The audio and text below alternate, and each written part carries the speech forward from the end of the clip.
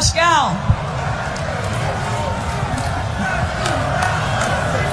Pascal Siakam, a man who a year ago, we've talked about this, you couldn't stay on the floor, and yet in the games that mattered, game 1 and game 6, you were sensational. So how do you grow that much in such a short period of time, and what's it been like celebrating this with these men? La radio qui vous parle de NBA, c'est Radio Off Basket. Le basketball, c'est mieux à la radio.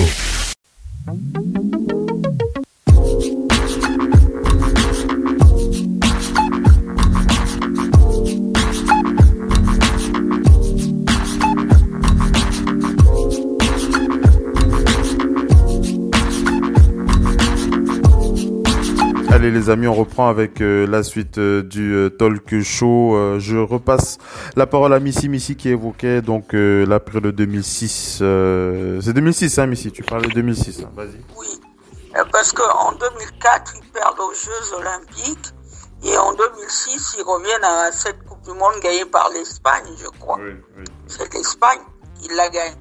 Et une team USC bien meilleure en termes de joueurs.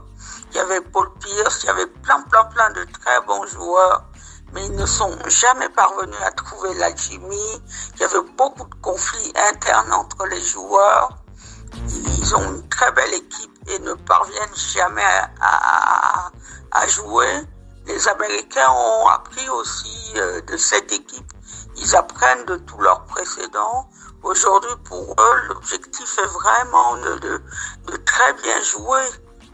L'équipe américaine, l'année dernière, l'équipe féminine a eu le même problème qu'à Team USA aujourd'hui. Les meilleurs ne sont pas venus.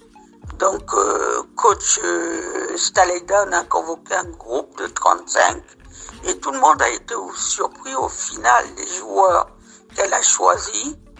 Et on se dit pourquoi elle a choisi Joel Lloyd, mais plus le tournoi avançait, plus certaines joueuses elles ont donné tout d'eux-mêmes, elles sont jamais venues, elles ont paru très évidentes et très naturelles dans le jeu parce que, en fait, dans l'apprentissage de Team USA, tout est dans l'apprentissage, c'est une équipe, ces gamins-là, on les apprend très tôt à prendre les bonnes décisions. C'est les bonnes décisions qui vont vous aider. Comme Simon disait tout à l'heure, on aura des vrais ailiers, on aura des vrais Sissa. Si quelqu'un doit prendre un tir à 3 points, ce sera ou Middleton ou Kemba Walker. Après, si Tatum peut en prendre un, ça dépendra de la zone. S'il est bien placé, mais chacun va jouer son rôle. C'est là où ils sont encore très meilleurs, les Américains, car chacun joue son rôle. Il n'y a pas de prise de décision inconsidérée. On ne fait pas un geste pour faire un geste. On fait un geste toujours pour mettre son coéquipier dans les meilleures dispositions. Et c'est cette recette qui a permis l'année dernière à Team USA, l'équipe féminine, de gagner le championnat du monde avec une équipe totalement renouvelée. C'est cette année, comme ça aussi, que les garçons vont viser le titre. Ouais. Voilà. Alors, je reviens vers le doc ONP après cette prise de parole de Missy. Avant de donner la parole au doc, je voulais rappeler le match de préparation pour face à l'Australie. Alors moi j'ai la date du 22. C'est le 22 hein. Non, c'est samedi. C'est samedi. Voilà, c'est samedi. Le match face à l'Australie. Qu'est-ce que tu voulais dire? Par rapport à ces deux séries de matchs, une plainte a été déposée pour tromperie. Vas-y. Tromperie, c'est-à-dire que certains détenteurs de billets attaquent la fédération australienne pour avoir menti sur le nom des joueurs qui seraient présents. J'ai compris. Ouais. J'ai compris. La loi sur la concurrence en Australie interdit à quelqu'un de vendre un match avec une personne qui ne viendrait pas. Ouais. Alors je Vas-y, conclue, vas-y. Le problème, c'est que les roosters finales qui vont jouer, que ce soit côté australien ou côté américain, ce n'étaient pas les joueurs annoncés au moment de la vente des billets. Donc, c'est problématique. Les consommateurs ont déposé une plainte. Ça me rappelle une fédération que je veux pas nommer ce soir. Le Doc ONP.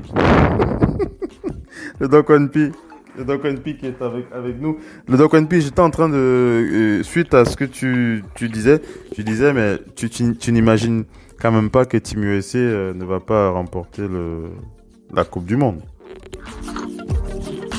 Non, pour l'instant, après, tu sais, maintenant dans le basket, tout est possible. Là où ils vont. Tout est possible. On les a déjà vus perdre, c'est ce que tu veux dire. On les a déjà vus perdre, c'est ce que tu veux dire. Moi, j'ai jamais imaginé, parce que celles qui ont perdu, là, dans les années 2002-2004, là, c'était pas n'importe quoi. C'était quand même du Tim Duncan, du Iverson, avec d'autres joueurs, hein. En 2006, c'est pire que ça. Oui, voilà, mais déjà même 2004, quand tu voyais quand même des LeBron, Iverson, Tim Duncan, j'oublie les noms, mais il y avait du super lourd, hein.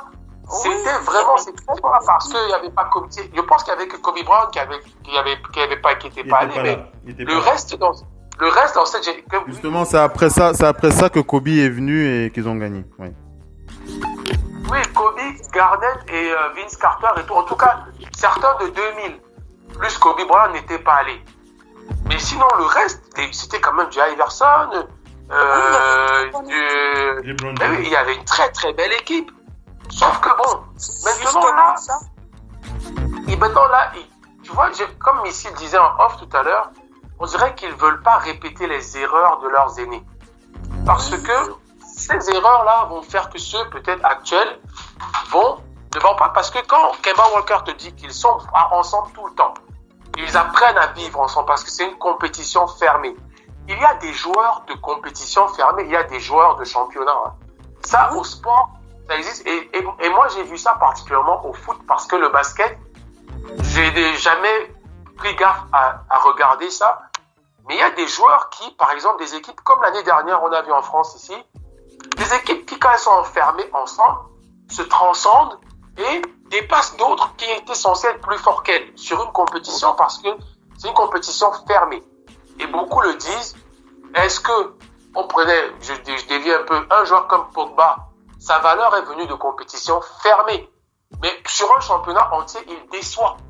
Donc, il y a des joueurs comme ça, c'est pas le seul, hein. On voit des gens qui, chaque fois qu'ils sont entrés en compétition avec leur équipe, soit leur équipe nationale, soit leur équipe pour un tournoi, sont différents lors d'un championnat qui est long, où il y a des hauts, des bas, la gestion du physique, la gestion du mental, la gestion du groupe, il y a des affaires qui sont les All-Stars, les coupures, machin, ça c'est long.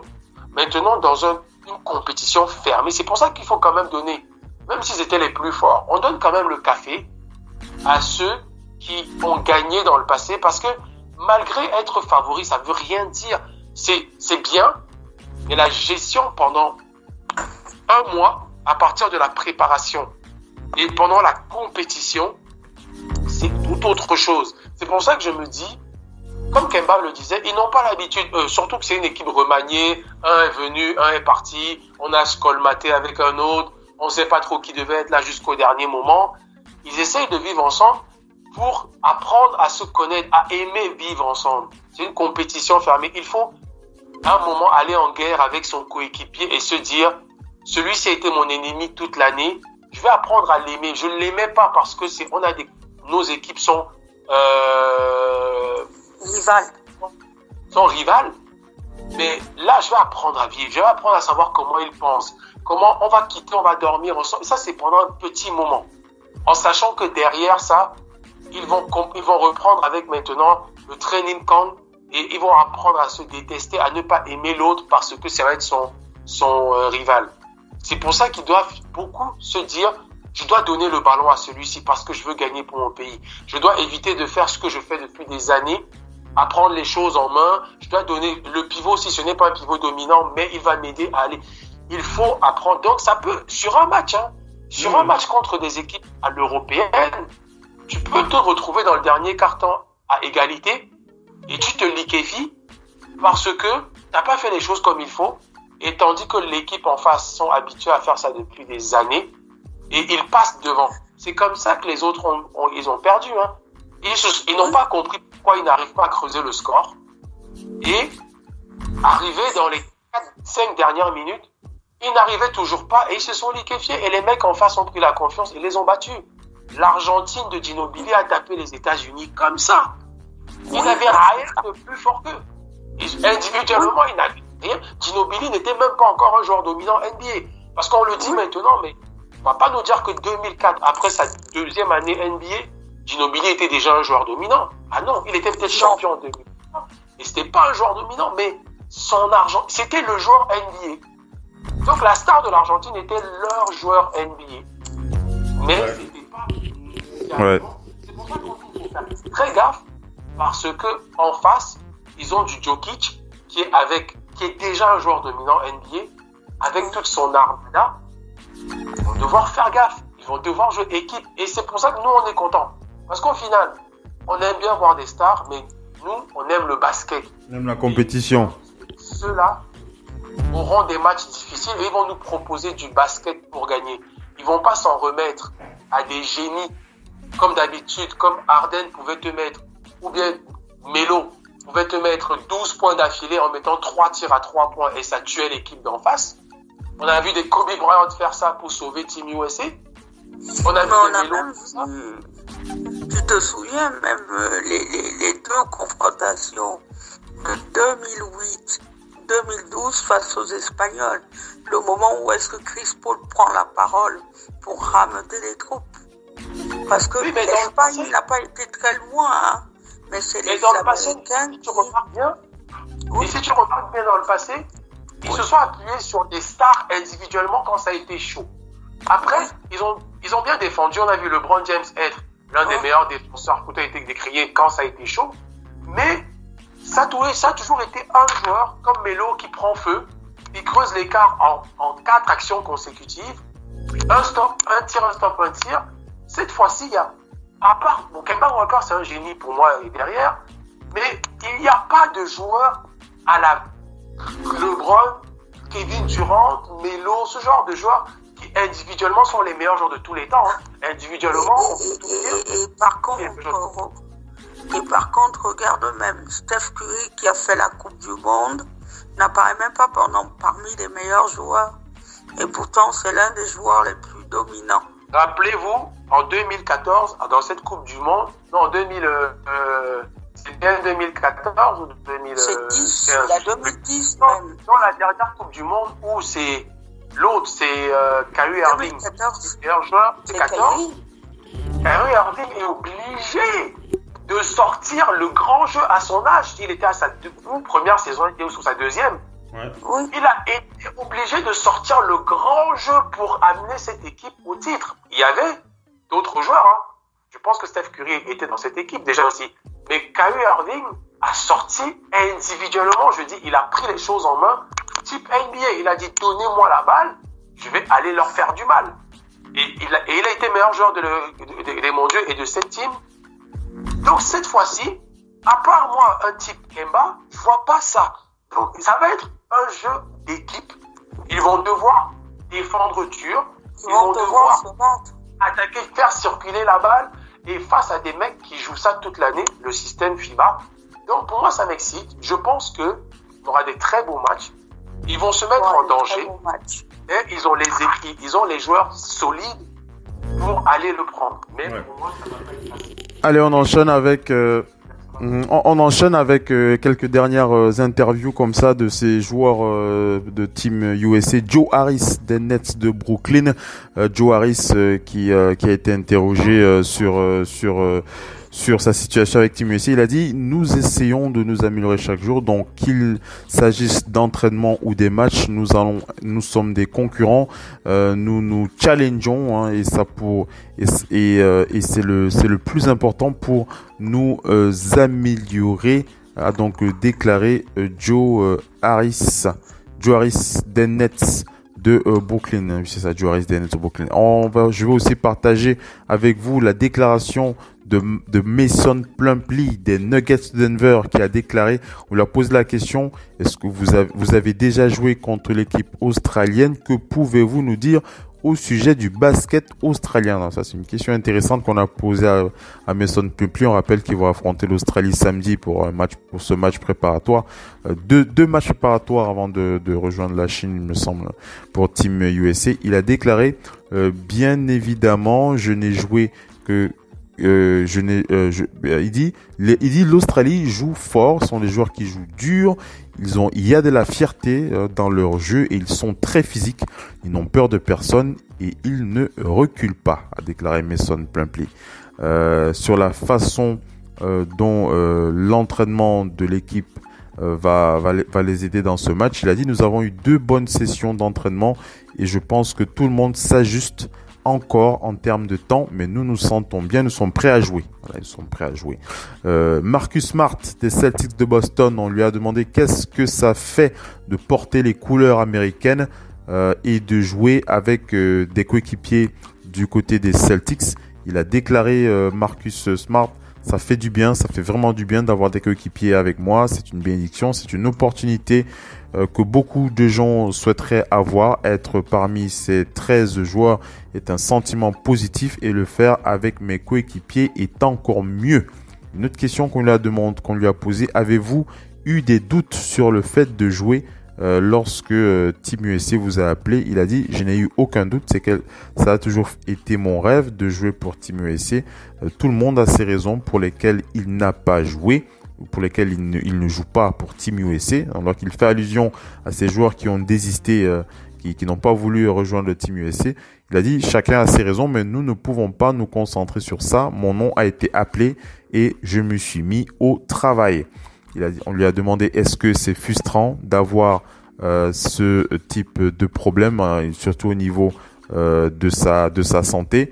Il dit, j'entre dans ma 6e année, je suis un peu plus vieux, mais il est temps de jouer plus intelligemment maintenant. J'ai encore une saison à jouer avec les Celtics, alors je préfère être prudent. Voilà, il a dit, il va être prudent, il va pas aller se foutre sur le parquet, il va essayer de faire attention. Marcus Smart. On lui a demandé, qu'est-ce que vous avez ressenti ces derniers jours pendant l'entraînement? Il a dit, je me sentais bien, j'ai été capable de jouer, il y a eu beaucoup de contacts et c'était bien. Voilà, il a dit qu'il se sentait bien, Marcus Smart. On a dit, pensez-vous que votre défense, voilà, ça c'est une question intéressante. On l'a dit, pensez-vous que votre défense sera importante pour Team USA? On rappelle que Marcus Smart s'est toujours fait remarquer par sa capacité à bien défendre avec les Celtics. Il a dit, bien entendu, je l'ai déjà fait dans les années 2016 et 2017. La défense, c'est important, peu importe où vous êtes, à quel niveau vous êtes, tout est question d'effort et je suis prêt à le démontrer. Je suis prêt à le démontrer à mes coéquipiers. Quant à Greg Popovich, son coach, il a dit, Greg Popovich c'est un très bon coach, il est hilarant, il fait beaucoup de choses pour vous déconcentrer, il joue avec votre esprit pour vous préparer. Mais pour nous, les choses que nous apprenons sont incroyables, car toutes nos années, nous avons joué pour un seul coach. Nous avons non seulement Greg Popovich, mais nous avons aussi Steve Kerr qui est là. Nous avons Jay Wright aussi, et nous avons tous ces gars ici avec qui nous apprenons. Voilà, très instructif, hein, ces déclarations de ces joueurs et tout porte à croire vraiment que au sortir de cette compétition, ces joueurs auront vraiment un autre calibre.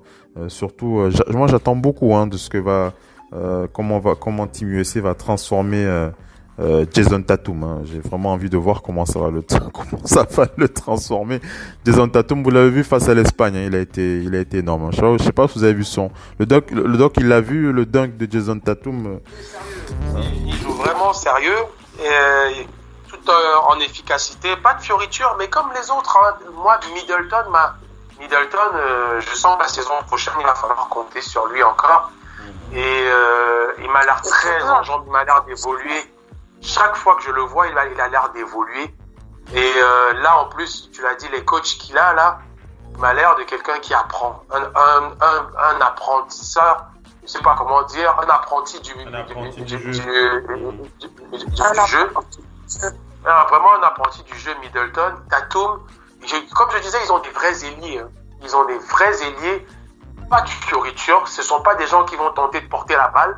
On a vu les autres Team USA, des ailiers capables de mener le jeu, capables d'aller jouer dedans. Là, c'est des ailiers sérieux. Tatum, Middleton, il y a une certaine adresse. Tatum, je l'ai trouvé un peu plus adroit en fin de saison. Et non, c'est vraiment une belle équipe à voir. Moi, en Espagne, je les ai trouvés très très sérieux. En tout cas, allez les amis, on va rattaquer. Mais si tu veux encore dire quelque chose, sinon on rattaque avec les dernières news. Je voulais juste dire que Team USA, c'est l'esprit de la gagne. On veut pas être moins bon que ceux qui nous ont précédés. Donc il faut avoir le trophée. Après, l'histoire ne retient que les gagnants. On retient que rarement la manière. Donc cette équipe de Team USA, elle sera dans l'histoire si elle gagne.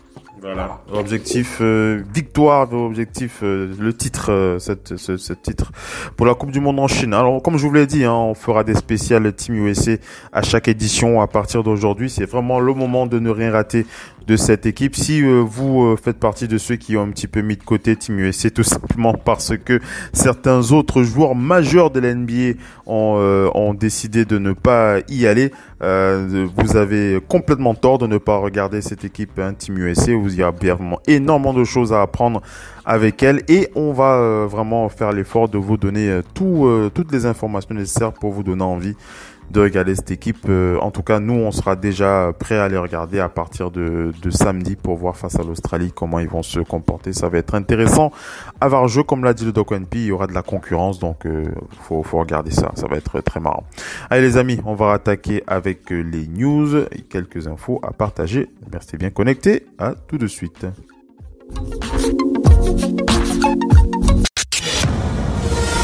La radio qui vous parle de NBA, c'est Radio Off Basket. Le basketball, c'est mieux à la radio.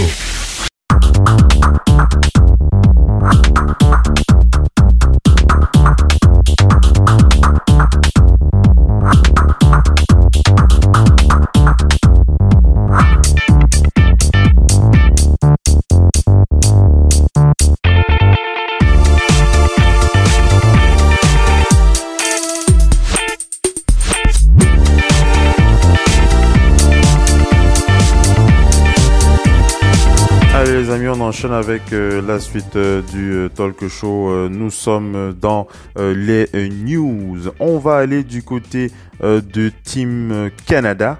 Team Canada, c'est Doug Smith qui nous donne l'info concernant Corey Joseph qui ne participera pas à cette Coupe du Monde. Corey Joseph qui ne sera pas dans l'effectif du Canada, pour l'équipe du Canada. On n'a pas encore les détails concernant la raison pour laquelle il ne sera pas avec cette équipe, mais voilà, il ne sera pas là. C'est ce qu'il fallait savoir. On va du côté de la NBA G League pour parler des Knicks, les Westchester Knicks, cette équipe affiliée en NBA G League.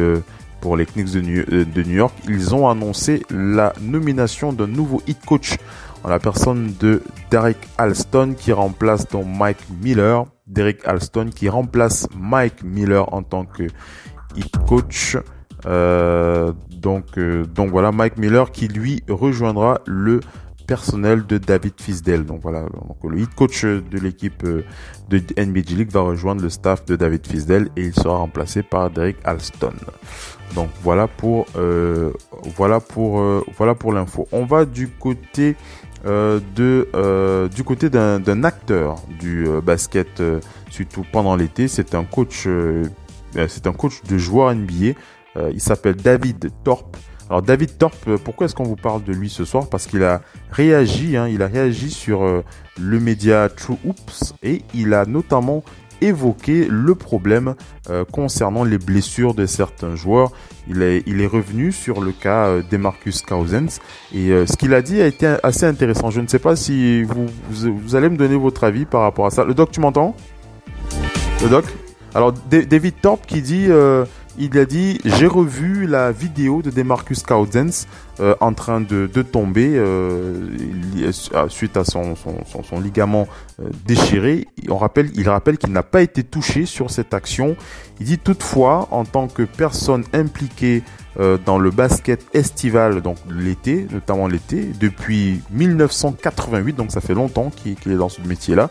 Il dit, je dois admettre que je suis parfois dérouté de voir les professionnels, certains professionnels, les professionnels NBA jouer des matchs de 5 contre 5 alors que ça ne devrait pas être le cas. Il dit les joueurs auraient intérêt à ne pas jouer ces matchs de 5 contre 5.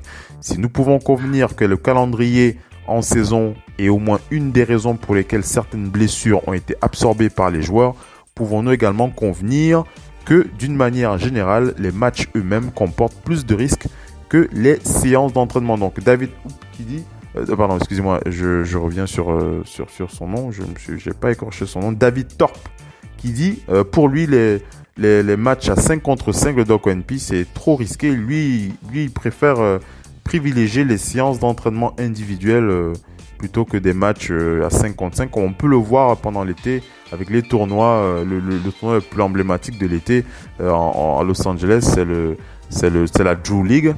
Du côté, bon, il y a plein de tournois comme ça auxquels participent les joueurs. Donc, le Doc ONP, comment tu as envie de réagir à ça? Bon, c'est vrai que c'est assez personnel, hein, les joueurs qui chacun a son calendrier, chacun a son programme d'entraînement. Doc. Mais oui, le problème, c'est que c'est quand il y a une blessure qu'on dit qu'ils doivent pas, mais c'est des pick-up games qui se jouent depuis la nuit des temps. Après, la différence de niveau peut poser problème. La différence, ceux qui vont jouer peut-être avec des potes ou des gars chevronnés dans un quartier ou dans une ville, mais ce ne sont pas des professionnels toujours. Après, tu retrouves toujours un ou deux pros ou des gars de G-League ou des gars qui jouent. C'est un peu dispatché, mais c'est pas évident de tomber sur que des pros qui organisent un truc. Et beaucoup de joueurs ont besoin de garder le rythme. Moi, chaque été, et parce que la reprise, c'est là cette semaine, jusqu'à la semaine dernière, nous, notre santé, c'était avec des gars de National 3, National 2 qui venaient, régional. Ça permettait de courir et moi-même, ça me permettait de garder le rythme. Pourtant, je joue plus à ce genre de niveau. Petite faute, mais ils appellent même des gars comme nous pour venir en jouer. On est tous mélangés. Ça se passe plutôt bien. On élève le niveau. Chacun essaye de jauger où il est, mais ça court et ça joue sérieux. Oui. Donc, partout, c'est de la nuit des temps. Moi, je dis, j'ai joué contre des gars comme ça, chaque été. Franck Choubaï, qui est international, il était ici. Il a vu, les gars se retrouvent, même les gars qui représentent la ville, Angers. On appelle, il y a une bonne ambiance, ça court, ça joue sérieux. Ça permet aux autres de voir où ils en sont et ça permet surtout à eux de garder un certain rythme. Ils ne vont pas juste toujours s'appeler entre eux parce que d'autres sont partis. En plus, chez les joueurs NBA, chacun a son programme de publicité, où il va aller, ou de la famille. Tu vas pas attendre les autres pour juste jouer entre eux dans des tournois. Ouais, donc c'est important, ça reste important. Oui, c'est important pour eux. Donc, pour moi, ne pas jouer, c'est un malheur qui est arrivé. Il y a d'autres qui ont eu des petites blessures, chevilles, machin truc, en jouant. Mais est-ce qu'ils n'auraient pas fait la même course face à des professionnels dans un tournoi? Est-ce que ça aurait même pas été plus physique et ils seraient pareillement blessés? Ce n'est pas par rapport à la maladresse d'un joueur qui ne sait pas jouer. Et en général, même tous ces joueurs NBA, ils sont même chouchoutés dans ce genre de match, c'est-à-dire beaucoup évitent même de leur faire mal. Et parfois, on leur laisse l'accès au cercle. Parfois, oui, parce que c'est eux les pros, on leur donne plus la balle, on les fait plus travailler. Donc, c'est même plus cool. Alors que quand ils sont entre eux, ça cogne plus physique, il y a plus de défis.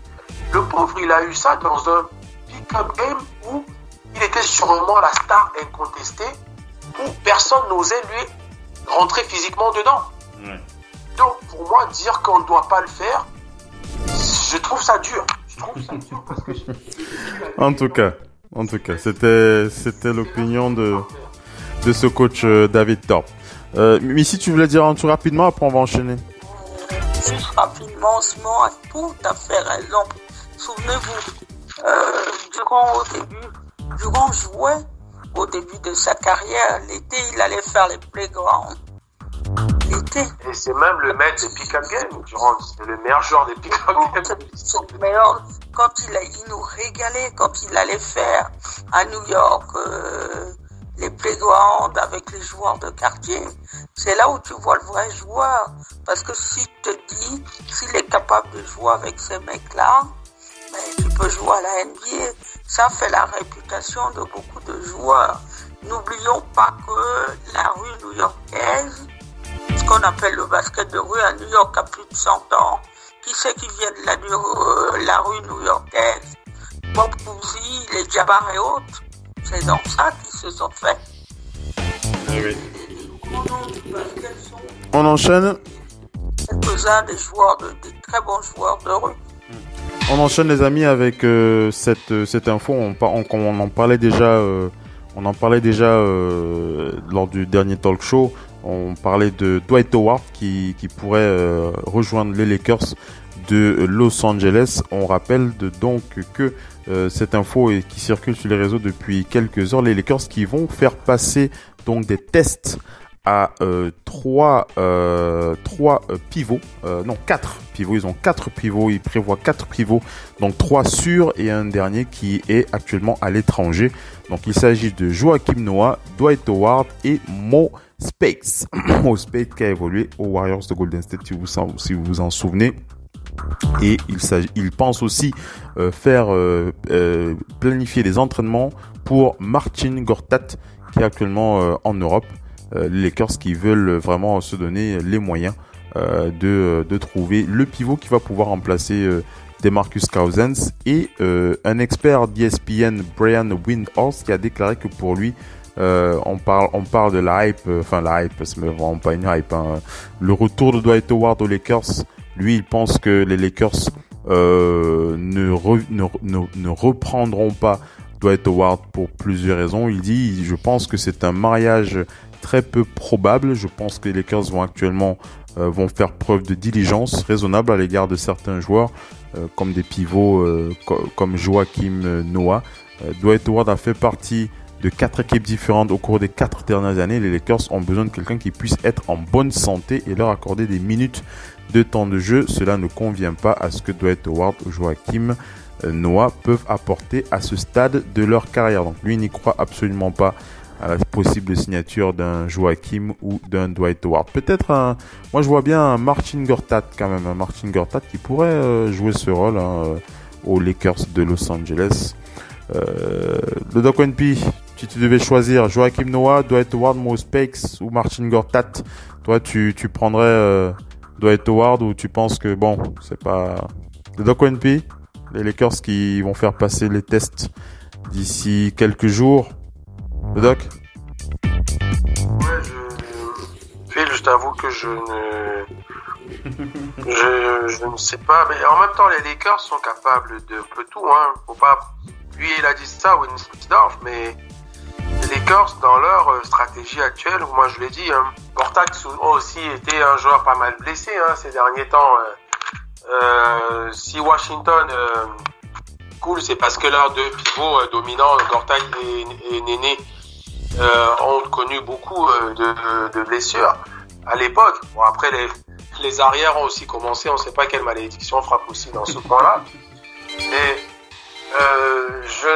franchement, j'attends juste de voir. Mais c'est vrai que Gortat, à la différence de Dwight Howard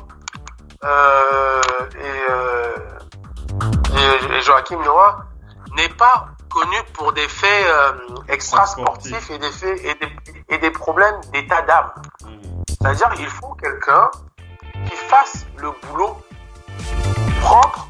Comme on dit souvent l'expression, il faut qu'il fasse du sale dans son domaine, sans fioriture, sans rajouter des trucs. Ils ont déjà des mecs qui savent un peu tout faire, des mecs qui peuvent demander la balle, ils savent que le scoring c'est pour eux.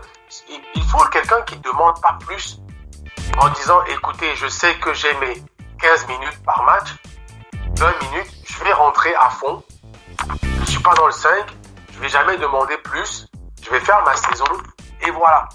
Il faut ce genre de personnes de devoir, et c'est vrai que pour le calme de l'équipe, Gortat est peut-être mieux. Mais Space, je sais pas où ils sont allés dénicher Space. Mahrez, je savais même pas qu'il jouait encore. Je savais pas où. Il a eu un gros contrat après chez les quitter les Warriors, il était à Orlando, je pense. Je ne savais même pas où il joue actuellement depuis qu'il est toujours en NBA. Il est toujours joueur actif. Donc, en tout cas, tu me dirais Mahrez Space il y a quelques années. Je dis oui, mais Mahrez Space ne prend pas de place dans la raquette pour jouer un vrai. Mahrez Space, c'est un bon quart pour poser quelques écrans et pour tirer à 3 points. Parce qu'il était très bon sur ses tirs à 3 points sur le côté. Mais je ne le vois pas assez mobile et assez puissant pour tenir une saison. Après, si c'est en sortie de banc, tant mieux. Mais c'est vrai que si tu me dis entre les... Moi, sérieusement, de mon cœur, je vous dis, j'aimerais que ça marche pour Dukes. Oui. J'aimerais que... Ouais. Je suis... Et pour nous, les analystes et pseudo-journalistes, parce qu'on anime des émissions, on aimerait avoir ce pivot. Est-ce que Joakim Noah et LeBron James dans une équipe? Qu'est-ce que c'est? La petite folie, la folie de Joakim Noah, oui.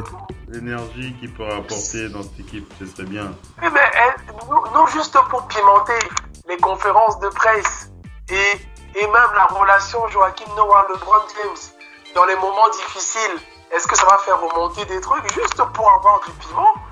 Ce serait fort intéressant pour tous ceux qui est médias. Ouais. Et donc, LeBron James qui a fait mal à Joakim Noah là, quand il était encore au Bulls, hein. Il a fait mal. Hein. Ah oui, Joakim Noah et LeBron James, c'est une longue histoire. En tout cas, ce serait intéressant. En tout cas, c'est vrai. Le doc ONP. Missy, un mot sur ces pivots. Missy, un mot sur ces pivots qui vont passer des tests avec les Lakers dans quelques jours. Dwight Howard, Joakim, Marcin Gortat. Un mot rapidement, Missy. Oui, Joakim, pourquoi pas. Il a quand même retrouvé un peu d'envie au Grizzly. Je ne comprends pas comment ce gamin s'est perdu. C'était un pivot dominant. Quelqu'un qui est extrêmement dominant. Quelqu'un qui a fini quand même meilleur défenseur de la NBA, ouais. De la NBA, c'est quelqu'un qui est capable. Maintenant, est-ce que a-t-il vraiment encore parfois le physique pour? Et je pense que si nous avons ce débat, c'est parce que cette ligue est quand même très pauvre. Très pauvre. Nous sommes en train de parler de ces joueurs-là. Où sont les jeunes dans ces postes de pivot? Il faut dire que ces dernières années, beaucoup d'équipes ont joué le titre sans pivot réellement. Des titres qui ont été gagnés sans pivot, énormément.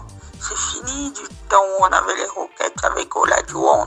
C'était vraiment les temps du pivot dominant, mais ça n'existe plus. Et c'est problématique ça pour le coup. Ouais. Voilà, allez, les amis, on est arrivé à la fin de ce talk show de Big NBA Show spécial Team USA épisode 1 dans les coulisses de Melbourne. À présent terminé, on aura l'occasion de revenir sur Team USA un épisode 2. Ce sera pour les prochaines éditions. On va suivre vraiment comment ça se passe dans cette team et on vous tient au courant de toutes les informations croustillantes qu'on pourra grappiller ici et là. Restez bien connectés, on va remercier les panélistes. Missy, merci d'avoir été connecté avec nous. À la prochaine sur le parquet. Oui, à la prochaine. N'oubliez pas, pendant toute cette période, il y a la WNBA qui est là, qui passe en plein et qui fait des cartons d'audience parce que la WNBA est diffusée sur TBS. Ils sont donc en prime time sur une chaîne de grande écoute. Bon, pour ceux qui peuvent suivre, n'oubliez pas de suivre les filles. Elles ont besoin de votre soutien aussi. Voilà, merci Missy, merci d'avoir été connecté avec nous, le Doc ONP. Merci le Doc d'avoir été connecté avec nous. À la prochaine sur le parquet de la radio off, le Doc. Ouais, merci tout le monde, très bonne soirée, à la prochaine. À la prochaine. Voilà, on attend ça avec impatience. Restez bien connectés sur l'application Radio Off Basket des Talk Show NBA 24h sur 24, 7 jours sur 7.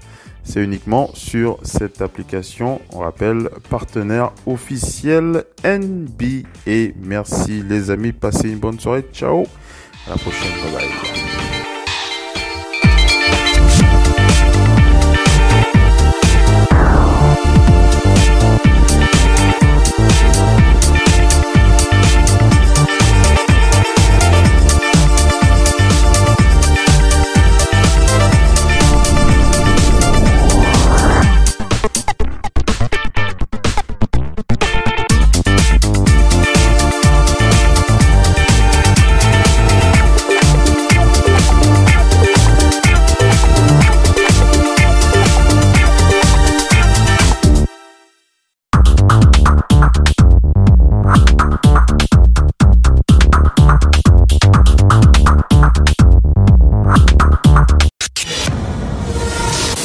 radio qui vous parle de NBA, c'est Radio Off Basket. Le basketball, c'est mieux à la radio.